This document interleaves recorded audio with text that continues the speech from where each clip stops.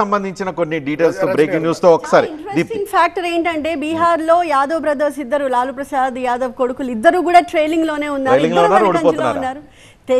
Tejaswi Yadav and Tej Pratap Yadav ఇద్దరు కూడా వెనకంజలోనే ఉన్నారు. తేజస్వి యాదవ్ పోటీ చేస్తున్న రాఘవపూర్ లో అయితే బీజేపీకి చెందిన సతీష్ కుమార్ లీడ్ లో ఉన్నారు.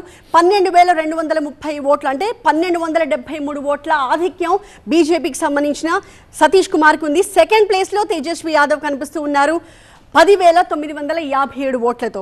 ఆన్ ది అదర్ హ్యాండ్ మనం తేజ్ ప్రతాప్ యాదవ్ జేజేడీ నుంచి ఆయన్ని తీసుకుంటే ఆయన లిటరలీ 4వ స్థానానికి పరిమితం అయిపోయారు.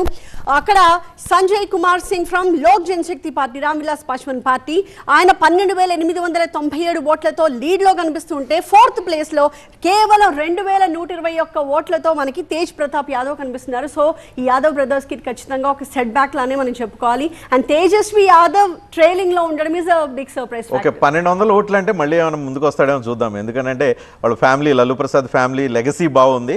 సార్ తేజస్వికి కొంచెం ఎక్స్ట్రా అతనికి ఇమేజ్ ఉంది. బీహార్ ఫ్యూచర్ అనేది తేజస్వి యాదవ్ అనేది అందరూ చెప్తూ ఉంటారు. ఎందుకంటే నితీష్ కుమార్ తర్వాత తేజస్వి యాదవే అక్కడ బలమైన పాపులర్ నాయకుడిగా కనిపిస్తూ ఉన్నారు. కాకపోతే అతను యువకుడు కావడం కొంచెం చిచ్చరపుడుగులాగా అప్పుడప్పుడు కొన్ని స్టేట్మెంట్లు అవన్నీ ఇస్తాడు. అది బీహార్ ప్రజలకు అది యాక్సెప్టెన్స్ ఉంది, కానీ మిగతా దేశంలో ఉన్న వాళ్ళకి అంత యాక్సెప్టెన్స్ కనిపించలేదు. కానీ పాపులర్ లీడర్గా చూస్తే మాత్రం తేజస్వి యాదవ్ 1200 ఓట్లు అంటే అతను అనివార్యంగా మళ్ళీ ముందుకు వస్తాడా లేదా చూడాలి. కానీ లల్లూ ప్రసాద్ యాదవ్ రెండో కొడుకు మాత్రం అతను కొత్త పార్టీ పెట్టారు. ఆ పార్టీకి ఎటువంటి విషయం లేదు అనేది బీహార్ ప్రజలు తిరస్కరించారనేది క్లియర్ కట్గా అర్థమవుతుంది. మనం చాలా కుటుంబాలు చూసాం. ఈ సందర్భంగా ఒక విశ్లేషణ చేసుకోవాలి.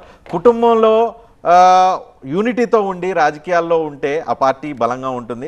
కుటుంబంలోంచి ఒకళ్ళు బయటికి వెళ్ళిన తర్వాత కూడా ప్రజలు ఒక్కళ్ళనే ఆశీర్వదిస్తారు. ఆ ఒక్కళ్ళు ఎవరు అనేది డిపెండ్స్, కానీ ఒక్కళ్ళని ఆశీర్వదిస్తారు, రెండో వాళ్ళని ఆశీర్వదించరు అని అనడానికి మరొకసారి ఎగ్జాంపుల్ బీహార్ కూడా మనకు అందుతుంది. దానికి ఎవరు ఎలా కోరిలేట్ చేసుకోవాలంటే అలా కోరిలేట్ చేసుకోవచ్చు. తెలంగాణ అవచ్చు, ఆంధ్రప్రదేశ్ అవ్వచ్చు, మనకి ఎలా కావాలంటే అలా కోరిలేట్ చేసుకోవచ్చు. కానీ ప్రజలు మాత్రం ఒక కుటుంబం సంబంధించి ఐక్యంగా ఉంటే కుటుంబాన్ని ఆశీర్వదిస్తున్నారు, లేదు బయటికి వెళ్ళిపోతే ఒక్కళ్ళనే ఆశీర్వదిస్తున్నారు అనేది మాత్రం ఒక క్లారిటీ అయితే బీహార్ ప్రజల ద్వారా అయితే మరొకసారి స్పష్టత మనకి కనిపిస్తుంది.